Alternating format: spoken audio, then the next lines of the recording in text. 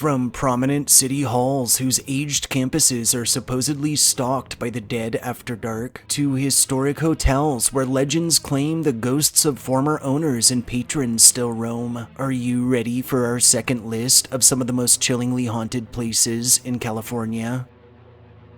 Number 5. The Point Vicente Lighthouse.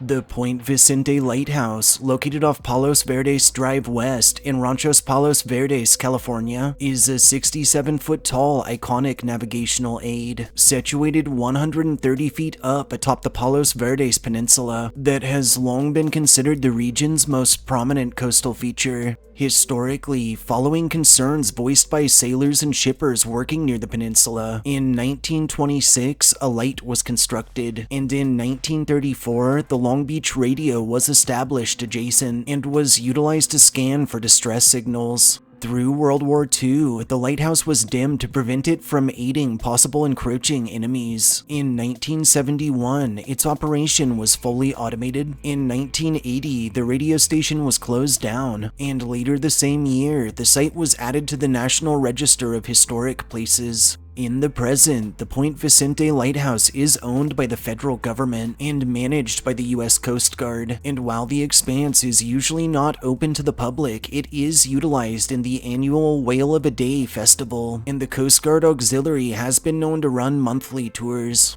The most famous ghost story surrounding this aged campus tells of the Lady of the Light, who's supposedly the restless spirit of either a young girl who lost her love in a shipwreck before the light's construction, or the lingering soul of the wife of a lightkeeper who fell from the cliffs to her death. Whatever the case, in recent times, both staff and visitors have described encounters with a beautiful female entity, usually spied walking the nearby cliff face or floating along the light's parapet, that, when approached, has been known to share a brief, melancholy glance before fading away.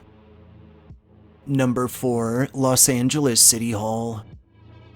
Los Angeles City Hall, located on a block bordered by Main, Temple, First, and Spring Streets in the Civil Center District of downtown Los Angeles, California, is the acting center of government for the impressive metro that, at 32 floors and towering 454 feet in height, actually holds the title of being the tallest base-isolated structure in the world. Historically, prior to its completion, the Los Angeles City Council would move its operations from building to building. In 1928, our current City Hall was completed, with its dedication falling on April 26th of the same year, and in 1939, the site would host an art gallery in room 351, showcasing a range of prominent California artists. From its completion until around 1964, the new hall would stand as the tallest building in Los Angeles and would share the skyline with few other structures, and from 1998 to 2001, it would undergo seismic retrofitting to afford protection from potential future earthquakes up to magnitude 8.2. Today, the Los Angeles City Hall hosts the mayor's office alongside offices and chambers of the city, and offers an observation deck that's free and open to the public Monday through Friday during regular hours of operation. The whole of this prestigious property is rumored to be haunted by the ghosts of former city workers and of those tied to its past, with both staff and visitors reporting extreme cold spots, the constant feeling of being closely watched while on the second floor, and the senses of being followed or even of being touched by a presence unseen while on the 3rd and 4th floors.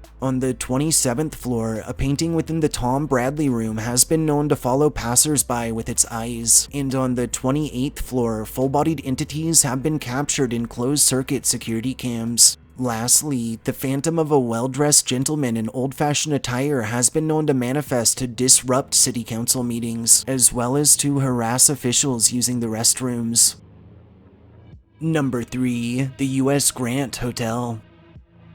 The U.S. Grant Hotel, or officially the U.S. Grant, a luxury collection hotel, San Diego, and located off Broadway Street in San Diego, California, is a historic lodging holding the mantle of being one of the oldest hotels in the whole of the aged city, that derives its moniker from the American military officer, politician, and 18th President of the U.S., Ulysses S. Grant. Historically, in 1895, Fanny Chaffee Grant would purchase the Horton Hotel. In 1905, she would tear the structure down, and over the years, her husband, Ulysses S. Grant Jr., son of President Grant, would oversee the construction of a new lodging, which would open in 1910 as the Grant Hotel in honor of his father. In 1952, the hotel's signature Grant Grill would open its doors and would grow into something of a power haunt for downtown businessmen, lawyers, politicians, and money. The grill would hold a no women before 3 p.m. policy until 1969, when a group of prominent local women banded together and staged a sit-in, resulting in the abandonment of these tried principles. Through the 1980s, while the premises would see several renovations and refurbs, business would decline rapidly, and through the 1990s, ownership of the establishment would change hands several times. In 2003, the hotel was purchased by Sikwan Band of the Kumeyaay Nation, after which it would be closed down for a time for massive renovations before its reopening in 2006.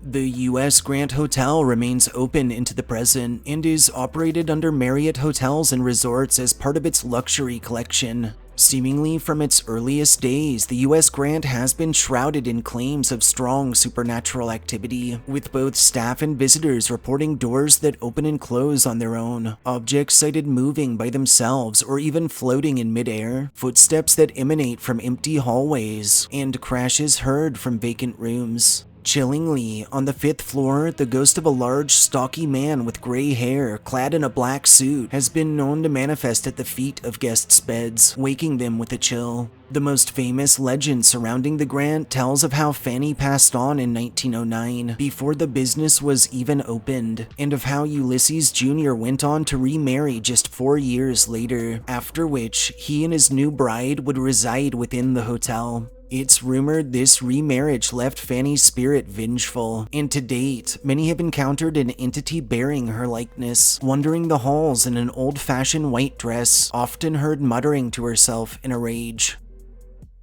Number 2. The Mission Inn Hotel and Spa.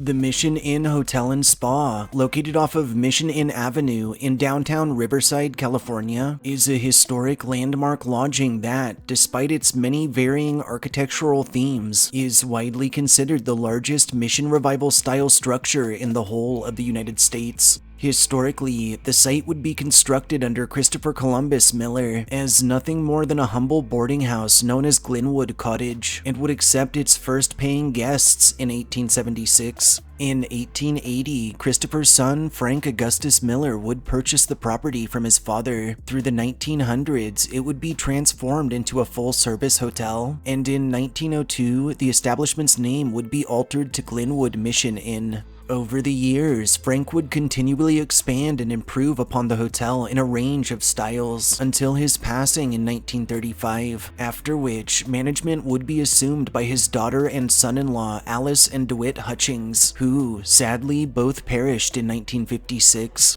Following the Hutchings ownership, the inn would change hands a number of times until 1992, when it was purchased by Dwayne and Kelly Roberts, who would diligently set to work restoring the whole of the premises, while modernizing and adding a number of amenities. The Mission Inn Hotel and Spa remains open and in the hands of the Roberts into the present, offering 239 guest rooms, 9 of which are designated presidential suites, 4 restaurants, and a day spa. Over its lengthy existence, the whole of this weathered property has been tied to a range of local legends and tales of the inexplicable, with those frequenting its bounds reporting disembodied voices, footsteps heard from empty spaces, and the constant feelings of being watched or followed by a presence unseen. Several informal investigations have yielded extreme temperature fluctuations, orbs in photography, and eerie EVPs of a woman singing, while a handful of accounts detail doors that open and close on their own, lights that flicker on and off by themselves, and strange blue lights spotted within vacant rooms.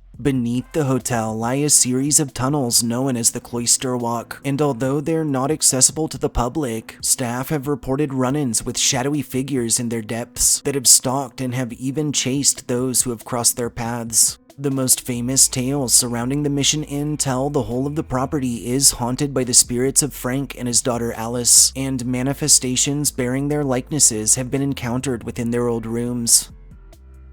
Number 1. Yosemite National Park.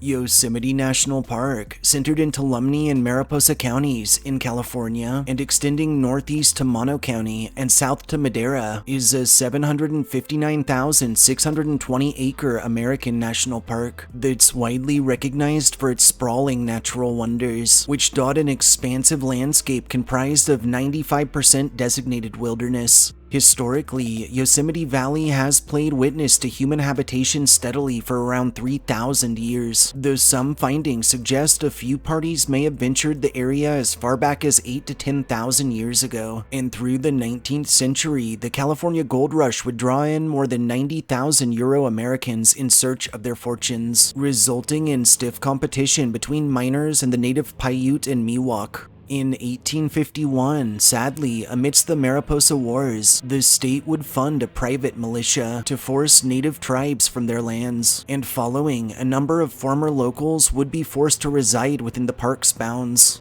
In 1864, the Yosemite Grant would ensure the ongoing preservation of the expanse. Over the following years, parklands would be developed with lodgings, roads, and concessions constructed about, and in 1890, the area was officiated as Yosemite National Park. For a time, lingering tribesmen would support the ever-expanding tourism industry, but eventually, in 1969, the National Park Service would actually force them out by way of burning their remaining village to the ground. Most recently, in 2016, the 400-acre Ackerson Meadow, which is located on the western edge of Yosemite and was actually intended to be included in the original 1890 park boundary proposal, but never made the cut, was purchased in an effort to further preserve the natural habitat and would mark the largest addition to park grounds since 1949. Yosemite National Park remains open into the present and plays host to around 3 million annual visitors, while offering a range of trails and features, such as the largest granite monolith in the US, El Capitan, the massive formation that is Half Dome, 3 separate groves of giant sequoias, and the 2,425-foot-high Yosemite Falls, which is actually one of the tallest waterfalls not just in the state or country, but in the world. According to local legends and a wide range of first-hand accounts, Yosemite is a magnet for all things weird and otherworldly, and those frequenting it have told of orbs and strange mists and photography, of shadowy figures that stalk lone parkgoers, and of encounters with full-bodied apparitions in a range of clothing, spanning from ancient garments up into more modern attire. The Ahwahnee Hotel, which is revered for the comfort of its lodgings, acted as a visual inspiration for the Overlook Hotel in the 1980s film adaptation of Stephen King's The Shining, and those who have frequented the property have reported a rocking chair that rocks on its own, and a spectral woman who roams the halls, most often at night. Tenya Canyon, also referred to as the Bermuda Triangle of Yosemite, has acted as scene to a number of unsolved disappearances and mysterious fatalities, with local legends claiming the whole of the zone was cursed by Chief Tenaya following a battle with prospectors that resulted in the death of his son. And at campsite number 6, the ghost of a camper who took his own life has been encountered at night, repeating his final moments. Reported throughout the whole of Yosemite are run-ins with various cryptids and monsters, including with the likes of the legendary Sasquatch, and also with beings called nightcrawlers, who, according to native legend, are a peaceful species from another planet that arrived to Earth to help restore the bond between man and nature. Another popular native tale boasting ancient roots tells of 2 women who were picking berries atop the falls long ago, when a strange mist swirled up from below, let out an ear-piercing shriek, and threw the closest of the duo into the waters below.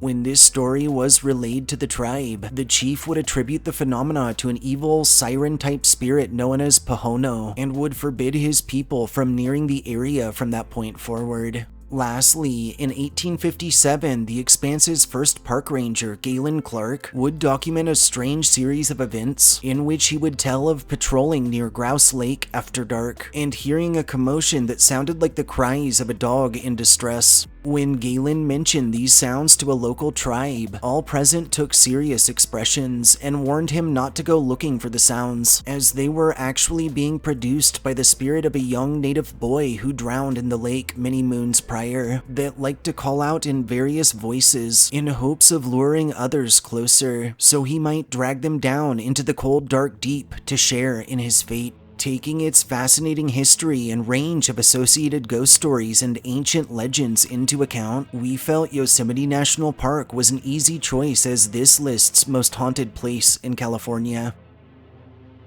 Thanks for tuning in for our second list of some of the most haunted places in California. If you enjoyed our histories and ghost stories, go ahead and subscribe to our channel, throw us a like, and share us with anyone you feel deserves a good scare. We'll see you next time.